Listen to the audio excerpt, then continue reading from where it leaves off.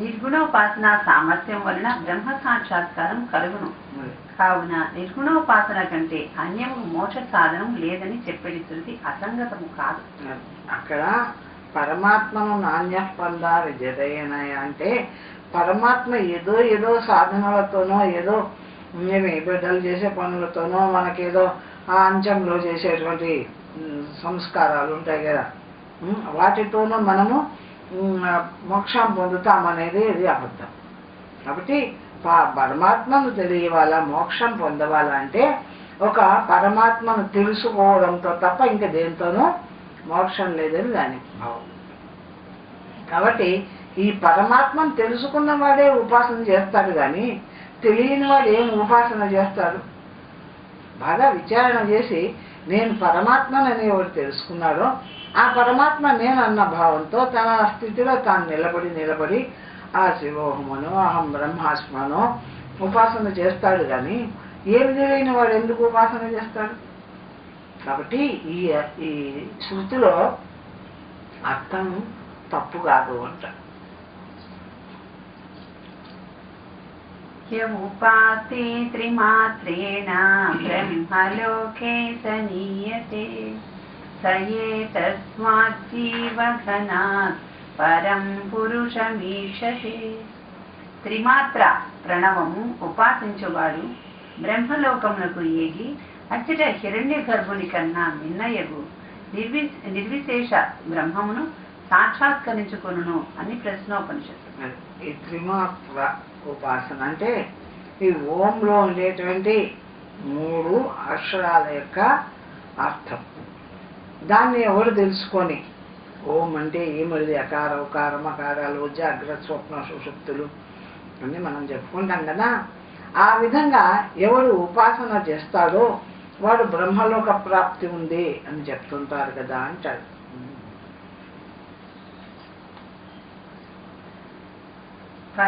పరబ్రహ్మ రూప ఓంకార ఉపవర్ణితిః పిప్పిలాదేన మునినా సత్యకామాయ పృచ్ఛతే. ఓంకారము పరబ్రహ్మముగాను అపరబ్రహ్మముగాను భావింపవలసినదని పిప్పలాదుడు సత్యకామునకు చెప్పినట్లు ప్రశ్నోపనిషత్తు. పిప్పిలాద మహర్షి సత్యకాముడు అనేవాడికి ఈ ఓంకారాన్ని ఇటు సగుణంగాను అటు నిర్గుణంగాను ఇటు పరమాత్మగాను ఇటు ప్రపంచ వ్యవహారంలో ఓం అనేది ఈ అకార ఉకార మకారాలు ఇంకా పరమాత్మ అనేది ఈ దాటినటువంటి తురీయాతీత తురీయ స్థితి. ఈ విధంగా 2 విధాలుగా ఎవరు ఉపాసించినా కూడా ముక్తి కలుగుతుంది అని ఆ మహర్షి చెప్పినాడు.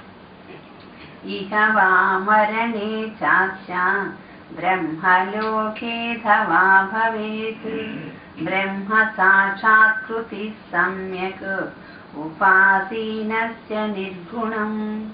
నిర్గుణోపాసకునకు ఇహలోకమున కాని మరణ సమయమున కాని బ్రహ్మలోకమున కాని బ్రహ్మ సాక్షాత్కారం తప్పక కలుగును.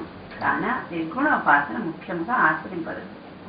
ఈ నిర్గుణోపాసన చేసే వాడికి ఈ లోకంలో అయినా మోక్షం వస్తుంది, లేక ఈ మరణించిన తర్వాత అయినా మోక్షం వస్తుంది, లేక బ్రహ్మలోక ప్రాప్తి చెంది అక్కడైనా మోక్షం వస్తుంది.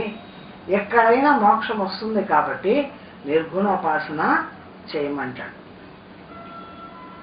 సాక్షాత్కర్తుమశక్తోపి చింతయేన్మామశంకితః కాలేనానుభవారూఢో భవేదాపలితో ధ్రువం. బ్రహ్మ సాక్షాత్కారము కలుగని వాడు నిర్గుణ బ్రహ్మధ్యానము చేతనేని అనుభవ ఆరూఢమగుచు నా అర్థము వానిని ఫలించును.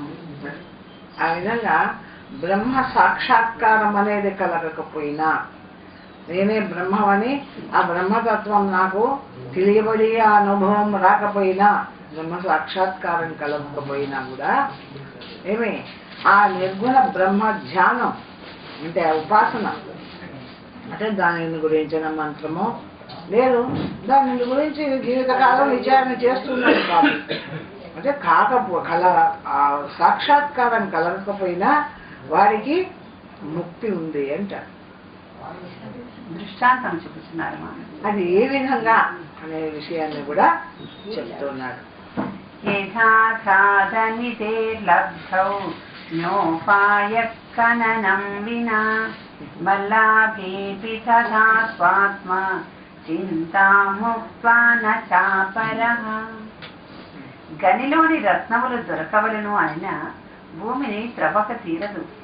అట్లే ఆత్మ సాక్షాత్కారం కావలను అయినా నిర్గుణోపాసనం కంటే వేరే ఉపాయమే లేదు. ఊరికి వస్తూనే భూమిలో ఉండేటువంటి రత్నం బయటికి అదంతా తవ్వి ఆ మట్టిని అంతా తొలగిస్తే గాని ఆ రత్నం దొరకదు కదా. ఆ విధంగానే ఈ పరమాత్మ స్థితి మోక్షం రావాలంటే దీనికి అడ్డం ఉండేటువంటి సంకల్ప వృత్తులు, వ్యవహార వృత్తులు ఇవన్నీ అడ్డం ఉంటున్నాయి కదా. వాటిని విడిచి విడిచి విడిచి విడిచి ఆ పరమాత్మ తానుగా నిలిచి ఉపాసన చేయవాలా. అట్లా చేసిన వాడికి మాత్రమే ఈ బ్రహ్మత్వము వస్తుంది కదా అంటాడు. దేహోపలమపాకృత్య భూతి కుద్దాలకాత్ పునః కాత్వా మనోభువం భూయో గృహ్ణీయాం మాం నితిం పుమాన్. శరీర అభిమానము వదిలి తన బుద్ధి చేత మనస్సునందే ఆత్మవిచారం చేసుకొని బ్రహ్మ సాక్షాత్కారంను పొందవలను. ఇప్పుడు తను పొందవాలన్న రత్నానికి ఇట్లా మట్టి ఎంత అడ్డపడిందో ఆ విధంగా తను పొందవాలన్న పరమాత్మకు కూడా ఈ దేహం అడ్డపడింది. ఇది కూడా ఒక బండ, ఇది కూడా ఒక ఇటుక మీద ఇటుక పేర్చినట్లుంది. ఇది అంతా మన దేహం అనే ఒకటి అడ్డం, మన ఇంద్రియాలు అనేవి ఒక అడ్డం, దాని తర్వాత ఈ మనస్సు అనేది ఒక అడ్డం.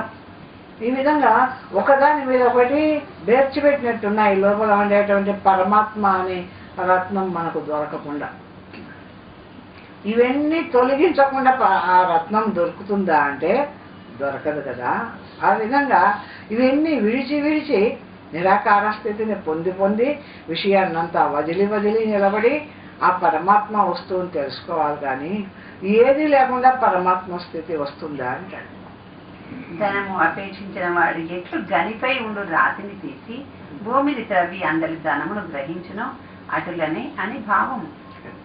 ఆ మణిని కావాలనుకున్నవాడు రత్నం వానికి ఉన్న అడ్డం ఉన్న బండలు గంటలు అన్ని తొలగించేట చూస్తాడో, తెలుసుకుంటాడో, తీసుకుంటాడో. ఆ విధంగా ఈ పరమాత్మను తెలుసుకోవాలంటే కూడా ఇవన్నీ తొలగించుకోవాల్సి వస్తుంది. ఇంకా సాంఖ్యం అంటే ఇదే కదా. అంటే దేహాన్ని నువ్వు కాదు, మనసు నువ్వు కాదు, ఇంద్రియాలు నువ్వు కాదు, ఈ బుద్ధి నువ్వు కాదు, ఇవి అవస్థలు ఏవి జాగ్రత్త స్వప్న సుషుప్తులు ఇవేవి నువ్వు కాదు, వీటన్నిటినీ తెలుసుకుంటావు. నా జ్ఞానస్వరూపుడి నీవు అని ఆ పరమాత్మ స్థితిని తెలుపుతుంది కదా శాస్త్రం. ఎందుకంటే ఇప్పుడు అన్ని వదిలి పరమాత్మ తానుగా నిలబడిన వాడికి కదా పరమాత్మ తెలియబడుతుంది. ఇవన్నీ తొలగించకుండా ఏటో బ్రహ్మత్వాన్ని పొందుతాడు వాడు అంటాడు. ధ్యాన ఫలమును చెప్పుచున్నారు. అనుభూతేరభావేపి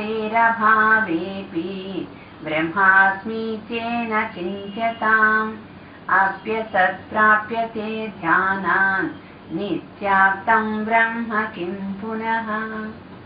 బ్రహ్మానుభవము లేకపోయినను నేనే బ్రహ్మము అని ధ్యానింపవలెను. ధ్యానము వల్ల లేనిది సైతము లభించును. ఇంకొక ఇప్పుడు బ్రహ్మానుభవం రాకపోయిందనుకో, మనకు కొంత వయసు అయిన తర్వాత కూడా బ్రహ్మానుభవం రావాలంటే కష్టం. ఇంద్రియాలన్నీ బాగా పటుత్వంలో ఉన్నప్పుడే వాటిని నిలబెట్టి నిగ్రహించో విడిచో ఏదైనా చేసి ఆ బ్రహ్మత్వాన్ని పొందడానికి కావాల్సిన శక్తి ఉంటుంది. ముసలివాళ్ళు అయిపోయినాక ఇంకా వాటిని అన్నీ తొలగించలేము. ఆ సత్తా లేనప్పుడు కేవలం బ్రహ్మస్వరూపమాని గురించిన ఒక మంత్రాన్నన్నా ఉపాసన చెయ్యి అంటారు. ఆ జపమన్నా చేసుకుంటూ ఉండవు. ఇప్పుడు రామజపం, కృష్ణ జపం, శివజపం చేసుకుంటారు కదా. ఆ శివుడిని చూడలే, రాముని చూడలే, కృష్ణుని చూడలే, వాళ్ళని జపం చేసుకుంటే పుణ్యం వస్తుందని చేస్తున్నాడు కదా. ఆ విధంగా నీ ఎందున్న పరమాత్మనే నువ్వు జపం చేసుకున్నప్పుడు నీకెందుకు ఆ స్థితి రాకుండా పోతుంది అంటారు. ఏదో చెప్తారు. స్వస్వరూపము బ్రహ్మము లభించినని వేరే చెప్పనేలా, లభించే తీరునని భావం. ఎక్కడో ఉన్న ఇతర దేవతలే పొందబడుతున్నారు కదా, వాళ్ళని జపం చేసినందువల్ల ఇంకా నీ స్వరూపమే అయి ఉండేటువంటి నీ పరమాత్మ తత్వం నీకు తెలియకుండా పోతుందా అంటాడు. పైన చెప్పబడిన దాన్ని సంక్షేపముగా చెప్పుచున్నారు. ఎలా చెప్తున్నారు ఆ విషయాన్ని? అనాత్మబుద్ధి సైహిల్యం ఫలం జ్ఞానాధినే ధినే పశ్యన్నపి న చేధ్యాయేత్ పరోస్మాత్పర్వసుర్వదః. ధ్యానము వలన దినములు గడిచిన కొలది దేహేంద్రియాదులు నేనే అనేది భ్రమ నశించును. వీటి లాభము కనబడుచున్నను ధ్యానింపని వాడే నరపశువు అగునని తెలియదు. బాగా ధ్యానం చేస్తూ రాగా రాగా అహం బ్రహ్మాస్మనో శివోహమనో సోహమనో ఆ ధ్యానం చేస్తూ చేస్తూ వస్తే ఈ దేహభావం మనోభావం ప్రపంచ భావం అన్నీ తొలగిపోతాయి. అది అట్లా చేయకుండా ఈ దేహం వ్యక్తి కూడా ఆ విధమైనటువంటి పరమాత్మ స్థితిని గురించి ధ్యానం చేయని వాడు మనిషిగా పుట్టిన వాడు పశువుతో సమానమైన ఉంటాడు. ఫలమును చెప్పుచున్నారు. దేహాభిమానం విధ్వస్య ధ్యానాదాత్మానమద్వయం పశ్యన్మర్త్యోమృతో భూత్వా యత్ర బ్రహ్మ సమస్నుతే. ధ్యానము చేయువానికి దేహాభిమానము తొలగును, బ్రహ్మ సాక్షాత్కారము కలుగును, అమృత రూపుడై ఈ జన్మమందే ముక్తుడను. ఆ విధంగా పరమాత్మ యొక్క మంత్రాన్నైనా ధ్యానం చేసేటువంటి వాడికి ఆ అమృత తత్వం అనేది లభిస్తుంది. ఈ మానవ జన్మలో ముక్తుడు అవుతాడు, తప్పకుండా ముక్తుడు అవుతాడు అంటాడు. ఎందుకంటే జన్మ వచ్చింది కాబట్టి మనం ఈ విషయాన్నన్నా విన్నాం కాబట్టి ఎక్కడో తట్టు ఆ మంత్రం ఎక్కడ దొరికితే అక్కడ ఉపాసన చేసేదానికి తీసుకొనైనా ఉపాసన చేయాలి. అట్లా చేసినప్పుడు మనకు ఆ పరమాత్మ యందు నిలబడేటువంటి సత్తా ఏర్పడుతుందో, లేకుంటే ఇప్పుడు చెప్పినాను కదా దేహ పతనానంతరం కానీ దేహ అంచ సమయంలో కానీ ఎప్పుడైనా ముక్తి ఖాయం అవుతుంది అంట. ముక్తి కావాలంటే మాత్రము ఆ విధంగా ఉండేటువంటి నిర్గుణ బ్రహ్మస్వరూపం యొక్క ధ్యానం చేయవలసిందేమో అంటారు. ప్రకరణమునకు ఫలమును చెప్పుచున్నారు. ధ్యానదీపమిమం సమ్యక్ పరామృతతి యో నరః ముక్త సంశయే వాయుం ధ్యాయతి బ్రహ్మ సంతతం. ఈ ధ్యానదీప ప్రకరణంను బాగుగా విమర్శ చేసి తెలుసుకున్న వానికి సంశయములు తొలగి బ్రహ్మధ్యానం నందు అభిరుచి కలుగును. ఈ విధంగా ఇంతకాలం చెప్పినటువంటి ఈ ధ్యాన దీపాన్ని బాగా విని వాటిని అనుసరించేటువంటి వాడికి ముక్తి తప్పకుండా కలుగుతుంది ఈ జన్మలోనే. ఇది శ్రీ విద్యారణ్య కృతం బగు పంచదశి యందు ధ్యాన దీపమును నవమ ప్రకరణం సమాప్తం. ధ్యాన దీపం అయిపోయింది. శ్రీ వేదాంత పంచదశి దశమ ప్రకరణం నాటక దీప ప్రకరణం. నాటక దీపం వస్తుంది. శ్రీ విద్యారణ్య స్వామి నాటక దీపమును ప్రారంభింపతలిసి మందాధికారులకు అనాయాసంగా బ్రహ్మబోధ కలుగుటకు బ్రహ్మమందు జగత్ కల్పనను చెబుతున్నారు. ఇప్పుడు ఇంకా ఇది పూర్తిగా అర్థం కాని వాళ్లకు, మందాధికారులు అంటే పూర్తిగా బ్రహ్మత్వం అంటే అర్థం కాని వాళ్లకు ఇప్పుడు విద్యారణ్యులు ఈ జగత్ అంటే ఏమిటి, జగత్తులో ఉండేటువంటి పరమాత్మ అంటే ఏమిటి, ఈ విషయాన్నంతా కూడా ఈ అధ్యాయంలో సులభంగా అర్థమయ్యేదానికి చెప్తాడు. పరమాత్మాద్వయానందః పూర్వే స్వమాయయా స్వయమేవ జగద్భూత్వా ప్రావిశజ్జీవరూపతః. నిర్విశేషంబును సత్య జ్ఞానానంద స్వరూపంబును అగు బ్రహ్మము అనిర్వచనీయముకు మాయ యొక్క సహాయమున జగత్తును సృజించి ఆ జగత్తులో మాయావశంబుననే తాను జీవుడై ప్రవేశించను. ఆ పరమాత్మ ఆ పరమాత్మను ఈశ్వరుడిని ఏదైనాను ఈ మాయను సహాయం తీసుకొని మాయ చేత ఈ జగత్తునంతా సృష్టి చేసి ఆ జగత్తును అంతా కూడా తానే ప్రవేశించినాడు. అంటే అందుకే జగత్ అంతా కూడా పరమాత్మ స్వరూపమే. పరమాత్మ అంటే వేరే వాడు కాదు, ఎక్కడో ఉంటాడు, ఏదో చేస్తాడు, ఎక్కడో మనకి ఏదో రకంగా కనిపిస్తాడు కాదు. జగద్రూపంగా ఉండేవాడంతా కూడా పరమాత్మ స్వరూపుడే. ఎందుకంటే జగత్తును సృష్టి చేసినాడు, జగత్తులో తనే ప్రవేశించినాడు. ఒక్క పరమాత్మయే సర్వ శరీరముల యందు ప్రవేశించిన ఎడల దేవ మనుష్యాదులకు ఉత్తమ అధమ భావము ఎట్లు ఘటించును అని శంకించి సమాధానం చెప్పుచున్నారు.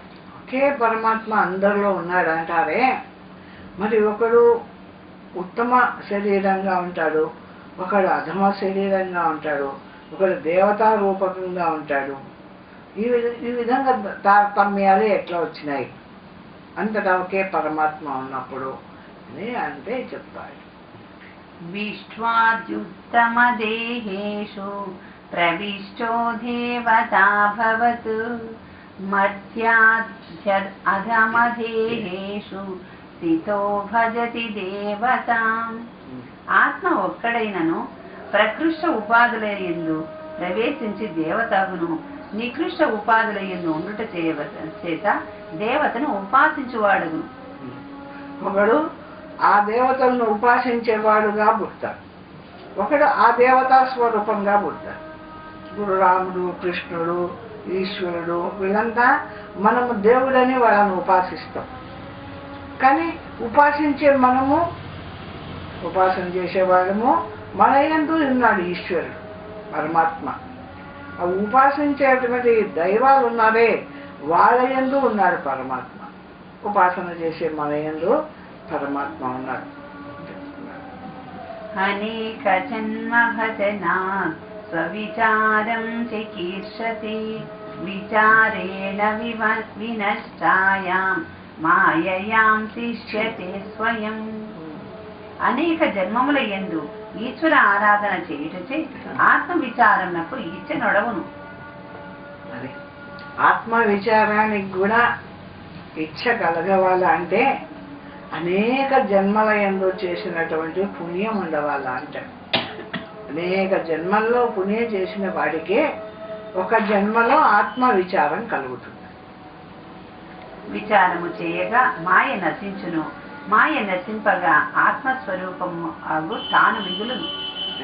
విచారం చేయగా చేయగా ఈ అజ్ఞానం తొలగిపోతుంది, మాయ తొలగిపోతుంది, ఆ పరమాత్మ తెలియబడుతుంది. అది విచారం చేయగా చేయగా తన యొక్క పరమాత్మ స్థితి కలిగి మాయ తొలగిపోతుంది అంటారు.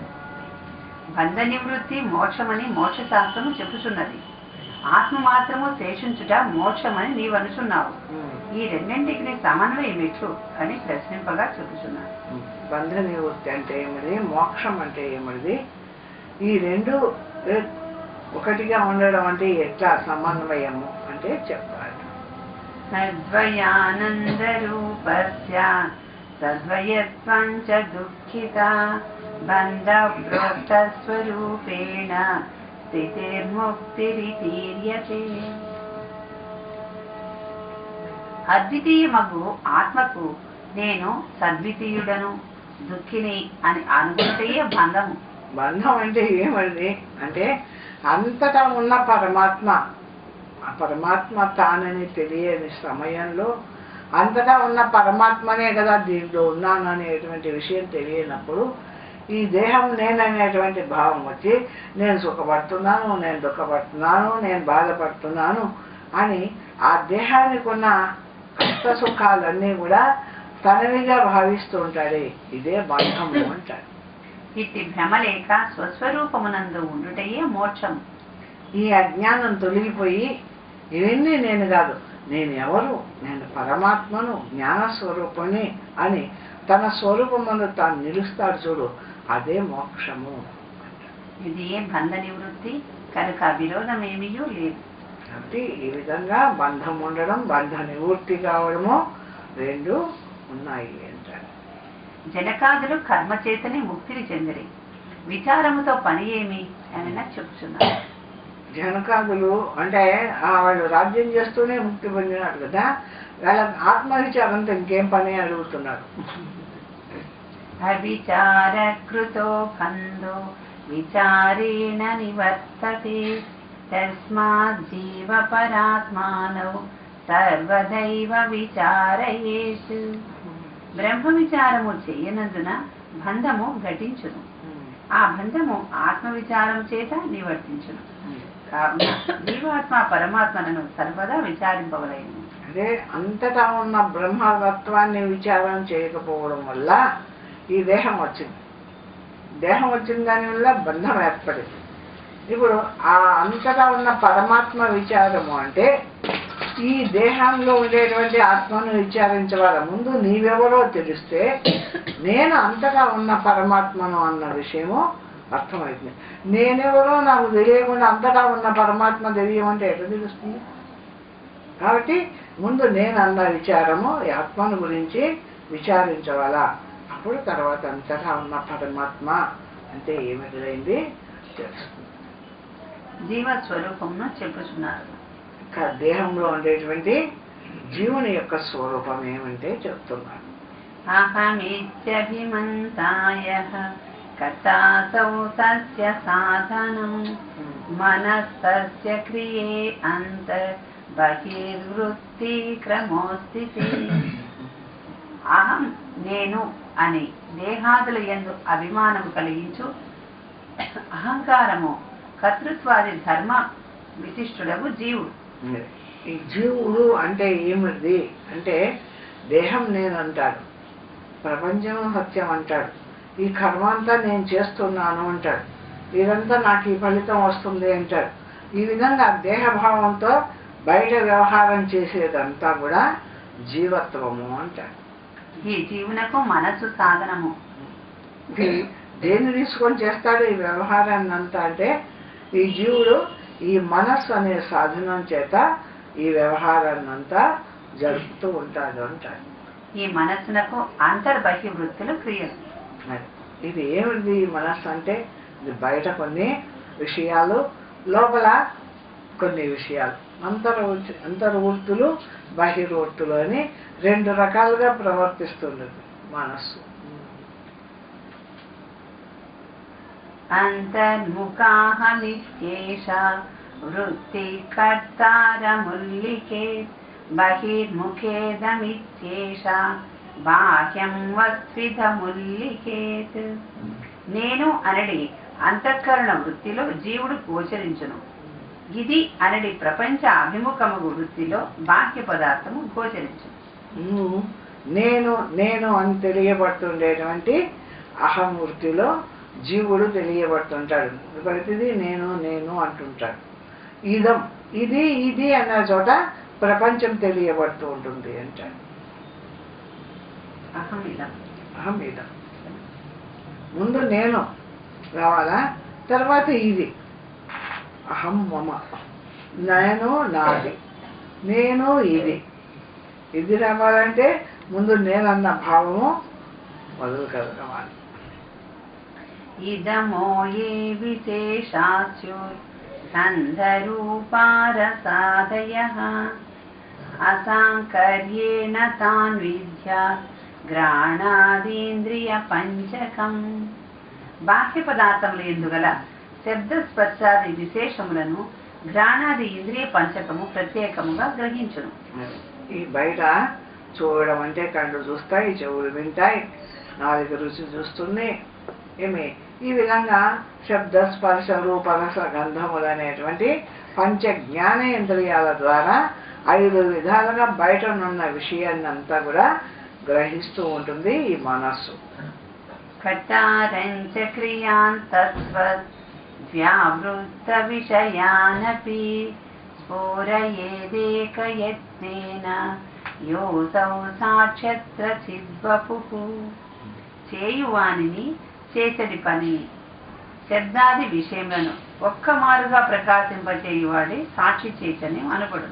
ఇంకా దీంట్లో పరమాత్మ ఎవడు అంటే, సాక్షి చైతన్యం అంటే పరమాత్మ ఎవడు అంటే, ఈ చేసేదాన్ని చూస్తున్నాడు, చేస్తానన్న ఆహాన్ని చూస్తున్నాడు, ఈ ఇంద్రియాలు ప్రవర్తిస్తున్నాయి వాటిని చూస్తున్నాడు, చేయబడుతున్న కార్యాలను చూస్తున్నాడు, మొత్తాన్ని చూస్తుండేటువంటి వాడు పరమాత్మ సాక్షి. ఇవన్నీ అయితే ఒక్కొక్కటి ఒక్కొక్క పని చేస్తాయి. ఇంద్రియాలు అన్నీ ఒకదాని పని ఒకటి చేయవు, ఒకదాని పని ఒకటి చేయలేకపోవడం వల్లనే ఇవి పంచ జ్ఞానేంద్రియాలైనాయి. లేకపోతే ఆ పైదు ఒకటి పెట్టింటే సరిపోదు. కాబట్టి ఏవి ఏ పని చేయవాలనో ఆ పనికి తగిన ఇంద్రియాలను పెట్టినాడు భగవంతుడు. ఆయా పనులు వస్తాయి, చెవులు వింటాయి, కళ్ళు చూస్తాయి, ముక్కు వాసన చూస్తుంది, నాలుగు రుచి చూస్తుంది, చర్మం శబ్ద స్పర్శాలను గ్రహిస్తుంది. ఈ విధంగా ఒక్కొక్క ఇంద్రియం ఒక్కొక్క పని చేస్తుంది. కాబట్టి ఈ ఇంద్రియాలు పనిచేసేదాన్ని తెలుసుకుంటూ ఉంటుంది ఈ మనస్సు.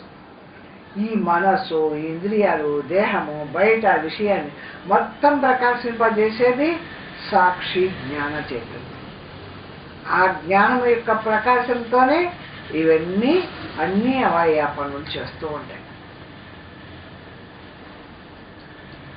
ఈక్షే శృణోమి జిఘ్రామి స్వాదయామి స్పృశామ్యహం ఇతి భాసయతి సర్వం నృత్యశాలాస్తదీపవత్.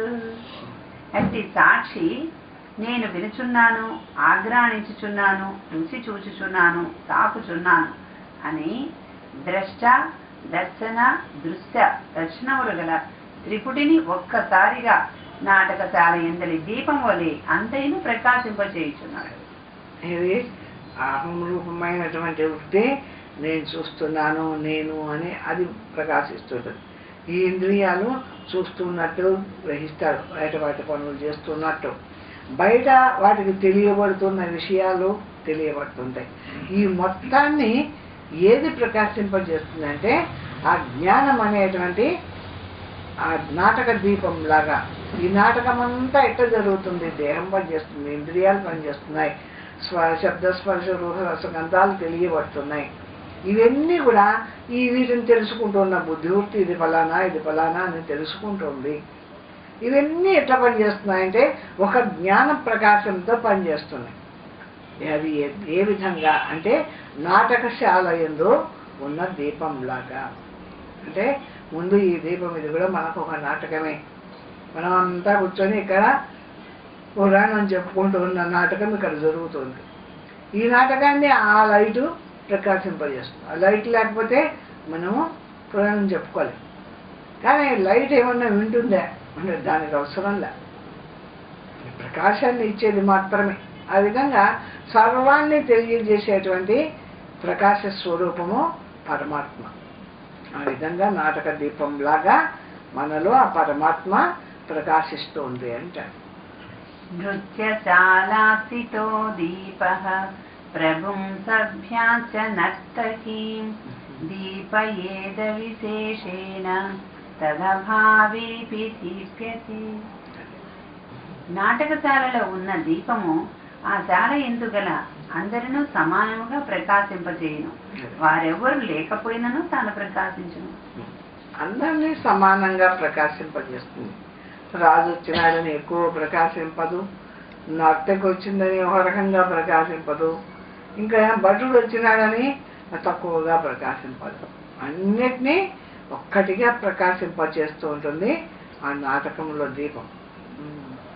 అహంకారం ధియం సాక్షి విషయానతి భాసయేత్ అహంకారాద్య భావేపి స్వయం భాసేవ పూర్వవత్. నాటకశాల యందలి దీపము వల్లనే సాక్షియు జాగ్రత్త యందు తాను తనది అను బుద్ధి విషయములను ఎలా భాషింపచేయుచు అవి లేనప్పుడును ఎప్పటి వలె ప్రకాశించునే ఉన్నాడు. జాగ్రత్త దశ యందు బుద్ధివృత్తి వచ్చి ఈ ఇంద్రియాల ద్వారా తెలుసుకుంటున్న విషయాలన్నిటినీ అది ఉంది ఇది ఉంది అని తెలుపుతూ ఉన్నప్పుడు ఆ బుద్ధివృత్తిని ఆ విషయాలను ప్రకాశింపచేస్తూ ఉన్నాడు మనలో ఉండే పరమాత్మ ఈ బుద్ధివృత్తి లయించిపోయింది నిద్రావస్థలో అంటే అప్పుడు కూడా దాన్ని కూడా ప్రకాశింపచేస్తున్నాడు. రెండింటినీ ఉన్నప్పుడు ఉన్నట్లుగా ప్రకాశింపచేస్తున్నాడు, లేనప్పుడు లేనట్టుగా కూడా ప్రకాశింపచేస్తున్నాడు. ఆ పరమాత్మ మనలో ఉండేటువంటి పరమాత్మ అంటాడు. బుద్ధియే అన్నింటినీ ప్రకాశింప చేయుచుండా వేరే సాక్షిని ఏల కల్పించదవు అని చెప్పుచున్నారు. అన్నీ తెలుసుకుంటుండే బుద్ధి మాదిరే కనపడుతుందే మనకు, ఇంకా దీనికి సాక్షి ఒకడు ఉన్నారంటే అవి ఎందుకు అంటాడు. నిరంతరం భాసమానే కూటస్థే జ్ఞప్తి రూపతః తద్భాసా భాస్యమానేయం బుద్ధి నృత్యత్యనేకథా. కూటస్థుడు స్వయం ప్రకాశమానుడై ప్రకాశించుచుండును. ఆయనచే ప్రకాశింప చేయబడిన బుద్ధి అనేక విధముల నాట్యమాడుచుండును అనగా వికారం చెందునని తాత్పర్యం. ఒకప్పుడు ఒక్కొక్క రకంగా ఈ బుద్ధివృత్తి నాట్యం చేసేటువంటి నర్తకిలాగా రకరకాల విన్యాసాలు, రకరకాల భావాలు, రకరకాల తీర్మానాలు చేస్తూ ఉంటుంది. కానీ అట్లా మారకుండా ప్రకాశించేది ఏదంటే పరమాత్మ. దానికి మార్పులే. ఈ బుద్ధి మాత్రము రకరకాలుగా మారుతుంటుంది. దుఃఖం వస్తే దుఃఖ భావాన్ని ఇస్తుంది, సుఖం వస్తే సుఖభావాన్ని చేస్తుంది, ఈర్ష్య వస్తే ఈర్ష్య భావాన్ని, ద్వేషం వస్తే ద్వేష భావాన్ని రకరకాలుగా మారుతూ ఉంటుంది ఈ బుద్ధివృత్తి. కానీ ఇన్నిటినీ తెలుసుకుంటున్న జ్ఞానం మాత్రము అది మారేది కాదు, అది పరమాత్మ యొక్క ప్రకాశము అంటారు. పై చెప్పిన దానిని చక్కగా తెలుపుటకు నాటకముగా నిరూపించుచున్నారు. ఇప్పుడు నాటకం అంటే ఏమిటి అనేది విషయాన్ని చెప్తున్నారు. అహంకార ప్రభు సభ్య విషయానర్తకీ మతి తాళాసిధారీణ్యక్షాణి దీపసాక్షావభాసక. జీవుడు ప్రభువు వంటివాడు, విషయములు సభ్యులు, బుద్ధి ఆటకత్తె వంటిది. ఇప్పుడు దీంట్లో నాటకాన్ని చూపిస్తున్నాడు. బయట ఉండే విషయాలన్నీ కూడా సభ్యులు అంటే వాళ్ళంతా ఆ నాటకంలో ఉండేటువంటి సభ్యులే, అంటే చూసేవాళ్ళు, ప్రేక్షకులు కాదు, అక్కడ ఉన్న సభ్యులు. ఏమి జీవుడు రాజు, ఈ బుద్ధివృత్తి ఉందే ఇది నర్తకి. ఆ విధంగా చెప్తున్నారు. ఇంద్రియములు నాటక అంగములకు తాళాదుల వంటివి. తాళాలు వేస్తారు కదా, అవి వాయిద్యాలని. ఆ వాయిద్యాల వంటివి ఈ ఇంద్రియాలు. ఇవి దేనికదే తాళం వేస్తూ ఉంటుంది. ఏదో ఒకటి తెచ్చిపెట్టి ఈ బుద్ధివృత్తికి ఎట్లా ఆడుతుంటుందో ఇవి అట్లా తాళం వేస్తుంటాయి. ఇక్కడ జరుగుతున్న నాటకం ఏ విధంగా ఉంటుంది అంటారు. సాక్షి చైతన్యము వీరిని అన్నింటినీ ప్రకాశింపజేసేది దీపంలోనే. అది మాత్రం ఈ నాటకాల్లో జరగదు. అంటే ఇక్కడేమో జీవుడు రాజుగా ఉన్నాడు, బుద్ధివృత్తేమో ఆ నర్తకిగా ఉంది, ఈ ఇంద్రియాలేమో తాళాలు ఇవి తబలాలు ఇవన్నీగా ఉంది. ఈ బయట ఉండేటువంటి విషయం అంతా ప్రేక్షకులుగా ఉంది. ఈ విధంగా జరుగుతున్న ఈ నాటకాన్ని అంతా ఆయా పనులు చేస్తున్నాయి. కానీ దీన్ని అంతటినీ ప్రకాశింపజేసేటువంటి ఈ నాటకం ఎట్లా జరుగుతుంది అంటే ఆ పైన ఉన్న దీపం వల్ల జరుగుతుంది. ఆ దీపం వెలుతురిస్తుంటే కింద ఈ నాటకం అంతా జరుగుతుంది. కాబట్టి ఆ దీపం మాదిరిగా పరమాత్మ ప్రకాశిస్తున్నాడు మనలో. ఈ మనస్సుకు, బుద్ధికి, ఇంద్రియాలకు ఇవన్నీ ఒక నాటకంలాగా చేస్తుంటే వీటిని ప్రకాశింపజేస్తూ తెలుసుకునే జ్ఞాన రూపుడుగా మనలో పరమాత్మ ప్రకాశిస్తున్నాడు. ఆయనే నాటక దీపము అంటాడు. ఈ నాటకానికంతా దీపము ఆయన పరమాత్మ. సాక్షికి దీప సామ్యమును ఇంకా తెలుపుతున్నాడు. ఎందుకు ఆ సాక్షి అంటే తెలుసుకునే జ్ఞాన స్వరూపము దీపంగా చెప్పవలసి వచ్చింది అనే విషయాన్ని చెప్తున్నారు. స్వస్థాన సంస్థితో దీప సర్వతో భాసయేత్యథా శిరసాయి తథా సాక్షి బహిరంతః ప్రకాశయేత్. రంగస్థల దీపము తన స్వస్థానమునందుండియే సర్వమును ఎట్లు ప్రకాశింప చేయుచున్నదో ఆ రీతిని నిశ్చలుడైన సాక్షి సర్వేంద్రియములను ప్రకాశింప చేయుచున్నాడు. ఈ ఇంద్రియాలు కదిలినట్టు, ఈ బుద్ధివృత్తి కదిలినట్టు, ఇవన్నీ ఆయన కదలడంలే. ఆయన కదలకుండా స్వస్థానం అందే. అంటే దీపము ఏ విధంగా పైన ఉందో, ఇప్పుడు మనమంతా లేచిపోయేవాళ్ళు లేచిపోతున్నారు, వచ్చి కూర్చొనే వాళ్ళు కూర్చుంటున్నారు, అందరు వినేవాళ్ళు వింటున్నారు, చెప్పే నేను చెప్తున్నా, ఇదంతా ఇక్కడ జరుగుతూ ఉంటే ఈ కదిలికంతా ఆ దీపానికి ఉందా అంటే లేదు. ఆ దీపమేమో కదలకుండా ప్రకాశిస్తుంది. కానీ ఇక్కడ జరిగేటివన్నీ కూడా కదిలికలు కలుగుతూ ఉన్నాయి.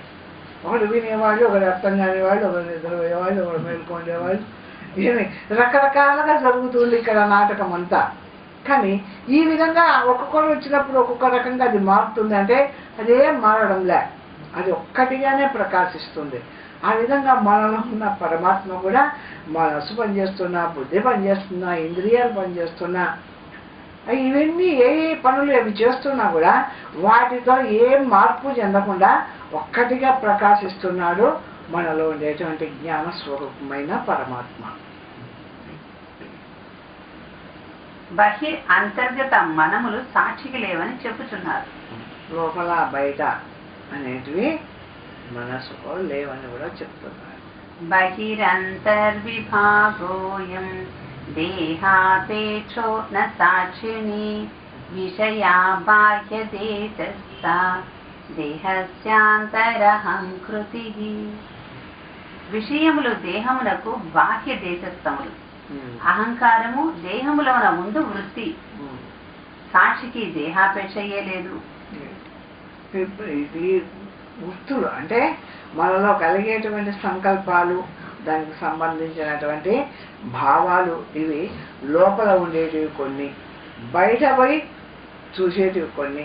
ఇట్లా వీటికి లోపల బయట అనే తేడా వీటికి ఉంది. కానీ ఆ పరమాత్మకు మాత్రము లోపల బయట లేదు. కాబట్టి బహిరంతరాలు రెండింటిని కూడా ప్రకాశింపజేస్తుంది.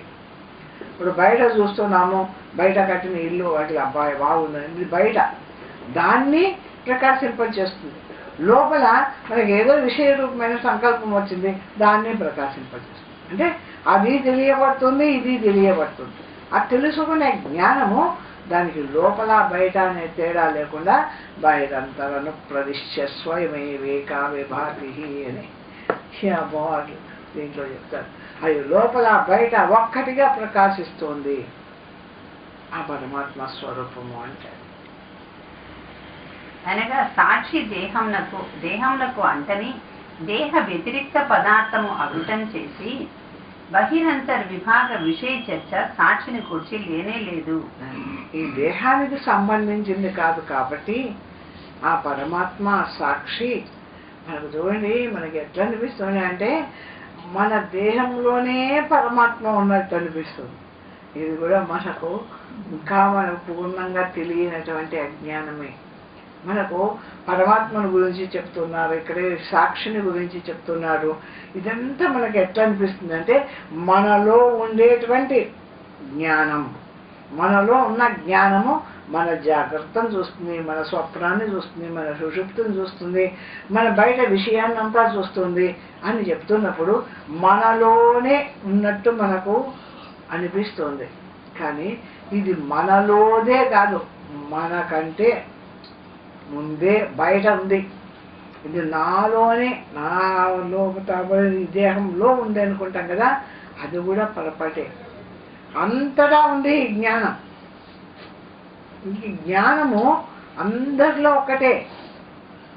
ఒక్కొక్కరికి ఒకటి ఉండేటువంటి ఈ బుద్ధివృత్తికి ఉన్నట్లు, ఈ దేహాలకు ఉన్నట్టు, దానికి ఒక వాళ్ళల్లో ఒక రకం జ్ఞానం, వీళ్ళల్లో ఒక రకం జ్ఞానం ఉండవు. అట్లా లేదు. ఎవడైనా ఒకే జ్ఞానంలో నుంచే చూస్తున్నాడు. కాబట్టి ఒక్కొక్కరిలో ఒక్కొక్క జ్ఞానం లేదు. ఇది జ్ఞానం అంతా ఒక్కటిగా ఉంది. ఒక ఆకాశంలాగా నీ దేహానికి సంబంధమే లే, పరమాత్మ సర్వవ్యాపకంగా ఉంది. దాంట్లో నుంచి ఈ దేహము కనబడుతుంది. కాబట్టి మనం దాన్ని అర్థం చేసుకోలేని స్థితిలో ఈ దేహంలోనే ఉంటున్నాను, దీన్ని మాత్రం చూస్తున్నాను. ఇప్పుడు చెప్పే అనుభవం అంతా కూడా మనకు మన దేహంలోనే ఉన్నట్టు కనపడుతుంది, కానీ ఈ మన దేహంలోనే కాదు ఈ ఆత్మ యొక్క ప్రకాశం ఉండేది. అంతటా ఉన్న ప్రకాశం సర్వవ్యాపకంగా ఈ బయటంతా కూడా ఉంది జ్ఞాన ప్రకాశం. కానీ ఈ జ్ఞాన ప్రకాశం ప్రకాశించడానికి ఈ దేహం, అంతేగాని ఈ దేహంలో జ్ఞానం లేదు. ఇది దానికి ఒక సాధనంగా ఉంది. కరెంటు కదా అన్ని తీగల్లో ఉన్నప్పుడు ఉంది, అది కనపడడానికి ఒక బల్బు మాత్రమే దానికి ఉన్నట్టుగా. ఆ విధంగా ఈ దేహము ఈ పరమాత్మ అంటే తెలియబడడానికి ఈ దేహం ద్వారా తెలుసుకోవాల్సిన అవసరం ఉంది కాబట్టి ఒక దేహం ఉంది, కానీ ఈ దేహంతో పరమాత్మకు సంబంధమే లేదు. అంతటా ఒక్కటిగా ఉంది ఆ జ్ఞాన స్వరూపమైన పరమాత్మ. అక్కడి నుంచి భావించాలి అది తత్స్వరూపం. దీంట్లో ఉంది చూడు, ఇది త్వం స్వరూపం, నీవు, అహం, నేను, నీవు అనేది దీంట్లోకి వచ్చిన తర్వాత దీంట్లో కుదింపబడినటువంటి జ్ఞానం. కానీ దీన్ని తెలుసుకుంటున్న యహాన్ని కూడా తెలుసుకుంటుంది కదా, అది ఎక్కడి నుంచి తెలుసుకుంటుంది అంటే అది అంతటా ఉన్న జ్ఞానం తెలుసుకుంటుంది దీనికి సంబంధించి. అది పరమాత్మ. ఇంతవరకు మనము ఈ నాటకంలో దీపంలాగా దీంట్లోనే చూడగలుగుతాం, అంతేగాని ఇది దీనికి సంబంధమే లేదు. ఇది మొత్తం దేహాలను ప్రపంచాన్ని అంతా కూడా ప్రకాశింపజేస్తున్న పరమాత్మ అంతటా ఒక్కటిగా ఉంది, అంతేగాని ఒక్కొక్క దేహంలో వేరువేరుగా లేదు.